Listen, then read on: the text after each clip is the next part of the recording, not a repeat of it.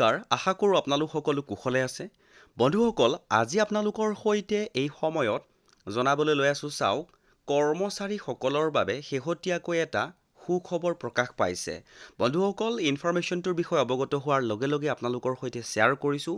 দেৰি নকৰাকৈ আপোনালোকৰ সন্মুখত মূল ইনফৰমেশ্যনটো হাইলাইট কৰিবলৈ লৈ আছোঁ চাওক। কৰ্মচাৰীসকলৰ অৱসৰৰ বয়স বৃদ্ধিৰ সৈতে জড়িত এখন নতুন গেজেট নটিফিকেশ্যন শেহতীয়াকৈ প্ৰকাশ হৈছে। আজিৰ এই সময়ত কৰ্মচাৰীসকলৰ বাবে এটা অতি গুৰুত্বপূৰ্ণ ইনফৰমেশ্যন বুলি ক'ব পাৰি। সকলো সবিশেষ আপোনালোকক জনাবলৈ যত্ন কৰিম। দেৰি নকৰাকৈ আপোনালোকৰ সন্মুখত যিখন গেজেট নটিফিকেশ্যন প্ৰকাশ হৈছিলে দেখুৱাবলৈ লৈ আছোঁ চাওক। গেজেট নটিফিকেশ্যনখন এনেকৈ প্ৰকাশ হৈছিলে আৰু প্ৰকাশ হোৱাৰ তাৰিখটো হ'ল সোমবাৰ 9 ফেব্ৰুৱাৰী 2026, অৰ্থাৎ শেহতীয়াকৈ এই গেজেট নটিফিকেশ্যনখন প্ৰকাশ হৈছিলে। বন্ধুসকল, আপোনালোকৰ জ্ঞাতাৰ্থে এটা ইনফৰমেশ্যন এইখিনিতে মই যোগ কৰিবলৈ বিচাৰোঁ যে যোৱা 2-3 বছৰৰ পৰা কৰ্মচাৰীৰ অৱসৰৰ বয়স বৃদ্ধি বুলি আমি বহু ইনফৰমেশ্যন মাজে সময়ে পাই থাকোঁ। আপোনালোকৰ জ্ঞাতাৰ্থে এইখিনিতে এটা কথা স্পষ্ট হৈ যাবলৈ বা কৰিবলৈ বিচাৰোঁ যে কৰ্মচাৰীসকলে তেওঁলোকৰ নিৰ্দিষ্ট সময়ত অৱসৰ ল'ব লাগিব আৰু তাৰ পিছত কৰ্মচাৰীসকলৰ পুনৰ নিযুক্তি হ'ব 2 বছৰ, 3 বছৰ বা 5 বছৰৰ বাবে। এই গোটেই কথাখিনিকে চমুকৈ কৰ্মচাৰীসকলৰ অৱসৰৰ বয়স বৃদ্ধি বুলি মিডিয়াত বিভিন্ন ধৰণে প্ৰকাশ পাই আছে। আজি আপোনালোকৰ সন্মুখত যিখন ইনফৰমেশ্যন প্ৰকাশ হৈছিলে, কৰ্মচাৰীসকলৰ হয় অৱসৰ বয়স বৃদ্ধিৰ সৈতে জড়িত, কাৰণ যদি আমি পোনপটীয়াকৈ কথাটো চাবলৈ যাওঁ তেনেহ'লে তেনেকৈ আমি বুজিব লাগিব, কিন্তু পুনৰ নিযুক্তিৰ ওপৰতেই এই নটিফিকেশ্যনখন প্ৰকাশ হৈছিলে। আপোনালোকৰ সন্মুখত মই ইয়াৰ ইনফৰমেশ্যনসমূহ দেখুৱাবলৈ যত্ন কৰিছোঁ আৰু যিখিনি ভিতৰৰ ইনফৰমেশ্যন প্ৰকাশ হৈছিলে ইয়াৰ সম্পূৰ্ণ অসমীয়া অনুবাদটো আপোনালোকৰ সন্মুখত মই দেখুৱাবলৈ যত্ন কৰিম। বন্ধুসকল, ইতিমধ্যে আপোনালোকে গম পাইছে এটা গুৰুত্বপূৰ্ণ ইনফৰমেশ্যন কৰ্মচাৰী সমাজৰ বাবে বৰ্তমান সময়ত প্ৰকাশ হৈছিলে আৰু এইখিনিতে আপোনালোকক এটা সৰুকৈ ৰিকুৱেষ্ট কৰোঁ, যদি প্ৰথমবাৰৰ বাবে আমাৰ চেনেলৰ ভিডিঅ'সমূহ চাই আছে, ইনফৰমেশ্যনটো যদি ভাল লাগিছে বা আগলৈকো যদি এনেকুৱা কিছুমান গুৰুত্বপূৰ্ণ ইনফৰমেশ্যন আপোনালোকে পাই থকাটো বিচাৰে, তেনেহ'লে চেনেলটো ছাবস্ক্ৰাইব কৰি বেল আইকনটো দবাই ৰাখিব। আমাৰ চেনেলত নতুন ভিডিঅ' দিয়াৰ লগে লগে আপুনি নটিফিকেশ্যন পাবলৈ সক্ষম হ'ব। বন্ধুসকল, এতিয়া আহিছোঁ যি শেহতীয়াকৈ প্ৰকাশ হৈছিলে, অৰ্থাৎ কৰ্মচাৰীসকলৰ অৱসৰৰ বয়স বৃদ্ধিৰ সৈতে জড়িত বা নতুনকৈ পুনৰ নিযুক্তিৰ সৈতে জড়িত যিখন নতুন গেজেট নটিফিকেশ্যন শেহতীয়াকৈ প্ৰকাশ হৈছে। আপোনালোকক মই যিখন গেজেট নটিফিকেশ্যন প্ৰকাশ হৈছিলে তাৰ অসমীয়া অনুবাদটো হাইলাইট কৰিবলৈ লৈ আছোঁ চাওক। কৰ্মচাৰী জন অভিযোগ আৰু পেঞ্চন মন্ত্ৰণালয়, কৰ্মচাৰী আৰু প্ৰশিক্ষণ বিভাগ, অধিসূচনা, নতুন দিল্লী, 9 ফেব্ৰুৱাৰী 2026।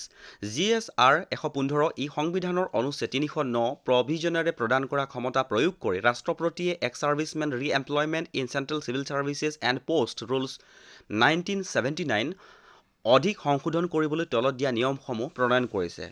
অৰ্থাৎ কৰ্মচাৰীসকলৰ যি re-employment in central civil services and post rules বুলি 1979 চনৰ যিখন আইন আছে, সেই আইনখন সংশোধন কৰি নতুন যি সংযোজন কৰিছে সেইসমূহ আজিৰ এই ভিডিঅ'টোৰ জৰিয়তে আপোনালোকে এই নটিফিকেশ্যনখনৰ জৰিয়তে জানিবলৈ সক্ষম হ'ব। দেৰি নকৰাকৈ আপোনালোকৰ সন্মুখত জনাবলৈ লৈ আছোঁ চাওক। সংক্ষিপ্ত নাম আৰু কাৰ্যকৰিতা। এই নিয়মসমূহক ex servicemen re-employment in central civil services and post amendment rules 2026 বুলি কোৱা হ'ব। অৰ্থাৎ বৰ্তমান যিখন নতুন ৰি-এমপ্লয়মেণ্ট আইন হ'ব, এমেণ্ডমেণ্ট হ'ব, সেইখনক ex servicemen re-employment in central civil services and post amendment rules 2026 বুলি কোৱা হ'ব।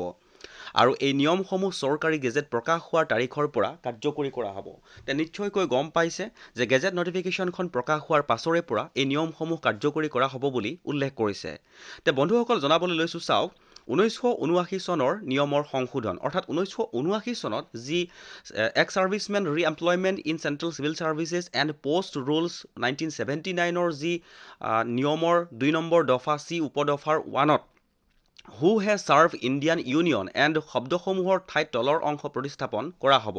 তে নিশ্চয়কৈ গম পাইছে নতুন 2026ৰ যিখন ৰি-এমপ্লয়মেণ্ট এমেণ্ডমেণ্ট হ'ব, সেই এমেণ্ডমেণ্টখনত 1979ৰ যিখন এমেণ্ডমেণ্ট আছিলে তাৰ কিছু বাক্য বা শব্দ অকণমান নতুনকৈ সংশোধন কৰা হ'ব। নতুন সংবিধান অনুসৰি বা নতুন বিধান অনুসৰি এইসমূহ ইনক্লুড কৰা হৈছে বা সংযোজন কৰা হৈছে, যিজনে যিকোনো পদবীত, মন কৰিব আপোনালোকে কথাটো, যিজনে যিকোনো পদবীত যুঁজাৰু কম্বেটেণ্ট অথবা অযুঁজাৰু নন কম্বেটেণ্ট হিচাপে ভাৰতীয় ইউনিয়নৰ ৰেগুলাৰ আৰ্মি নেভি অথবা এয়াৰফ'ৰ্চ অথবা মিলিটাৰী নাৰ্ছিং ছাৰ্ভিচত সেৱা আগবঢ়াইছে। গম পাইছে নিশ্চয়কৈ। আৰু ফাইল নম্বৰ আৰু এই ইনফৰমেশ্যনটোত অকণমান ইনক্লুড কৰিবলৈ থাকি গ'ল মই অনুবাদ কৰোঁতে। ইয়াৰ সম্পূৰ্ণ আপোনালোকক এই যিখন অফিচিয়েল ইনফৰমেশ্যন প্ৰকাশ পাইছিলে তাৰ সহজ সৰলকৈ আৰু আপোনালোকক জনাবলৈ যত্ন কৰিম যে এই যিখন ইনফৰমেশ্যন প্ৰকাশ হৈছিলে অৰ্থাৎ গেজেট নটিফিকেশ্যনখন যদি আমি সহজ ভাষাত জানিবলৈ যত্ন কৰোঁ, তেনেহ'লে এই অধিসূচনাৰ জৰিয়তে কেন্দ্ৰীয় চৰকাৰে এক্স ছাৰ্ভিচমেন পূৰ্ব সৈনিকসকলে কেন্দ্ৰীয় চৰকাৰী চাকৰিত পুনৰ নিয়োগ পোৱাৰ ক্ষেত্ৰত থকা 1979 চনৰ নিয়ম সংশোধন কৰিছে। তে নিশ্চয়কৈ গম পাইছে এটা গুৰুত্বপূৰ্ণ ইনফৰমেশ্যন। মূল উদ্দেশ্য হৈছে এক্স ছাৰ্ভিচমেনৰ সংজ্ঞা অধিক স্পষ্ট আৰু বিস্তৃত কৰা। মূল পৰিৱৰ্তন কি কৰা হ'ল? আগতে কি আছিলে? আগৰ নিয়মত কেৱল সশস্ত্ৰ বাহিনীত সেৱা কৰা বুলি সাধাৰণকৈ উল্লেখ আছিল। এতিয়া নতুনকৈ কোৱা হৈছে বা স্পষ্টকৈ কোৱা হৈছে তলৰ সকলো লোক এক্স ছাৰ্ভিচমেন হিচাপে গণ্য কৰা হ'ব। অৰ্থাৎ এইসকলক গণ্য কৰা হ'ব regular army, navy, air force, military nursing service, MNS, combatant, non combatant অৰ্থাৎ অযুঁজাৰু সকলোকে বা যিকোনো পদবী বা ভূমিকা হ'লেও যোগ্য হ'ব। কাৰ্যকৰিতা কেতিয়াৰ পৰা হ'ব? চৰকাৰী গেজেট নটিফিকেশ্যন প্ৰকাশ হোৱাৰ পৰা 9 ফেব্ৰুৱাৰী 2026। এই নিয়মসমূহৰ ভিতৰত বা নিয়মসমূহ যদি প্ৰযোজ্য হয় কেনেধৰণৰ লাভ হ'ব পাৰে কৰ্মচাৰীসকলৰ? সেনা জোৱান, নেভি কৰ্মচাৰী, এয়াৰফ'ৰ্চ কৰ্মচাৰী, মিলিটাৰী নাৰ্ছিং কৰ্মচাৰী, সহায়ক টেকনিকেল, নন কম্বেটেণ্ট কৰ্মচাৰী সকলোৰে বাবে বা কেন্দ্ৰীয় চৰকাৰী চাকৰিত ৰিজাৰ্ভেশ্যন ইত্যাদিসমূহৰ বাবে বা ইত্যাদি বিষয়সমূহত কৰ্মচাৰীসকলৰ লাভ হ'ব। তে বন্ধুসকল, এটা গুৰুত্বপূৰ্ণ ইনফৰমেশ্যন পালোঁ আৰু আপোনালোকে নিশ্চয়কৈ গম পাইছে যে কৰ্মচাৰী অৱসৰৰ বয়স বৃদ্ধি প্ৰত্যক্ষভাৱে নহয়, অৱসৰ হোৱাৰ পাছত নতুনকৈ পুনৰ নিযুক্তি কৰি যি 2 বছৰ, 3 বছৰ বা 5 বছৰ ইনক্লুড কৰা হয় তাকে চমুকৈ অৱসৰৰ বয়স বৃদ্ধি বুলি আমি ছ'চিয়েল মিডিয়াত ইতিমধ্যে যিসমূহ ইনফৰমেশ্যন পাই আছোঁ সেইসমূহ ইনফৰমেশ্যনৰ বিষয়ে অৱগত হৈছোঁ। তে বন্ধুসকল, এটা গুৰুত্বপূৰ্ণ ইনফৰমেশ্যন পোৱাৰ লগে লগে আপোনালোকৰ সৈতে শ্বেয়াৰ কৰিলোঁ।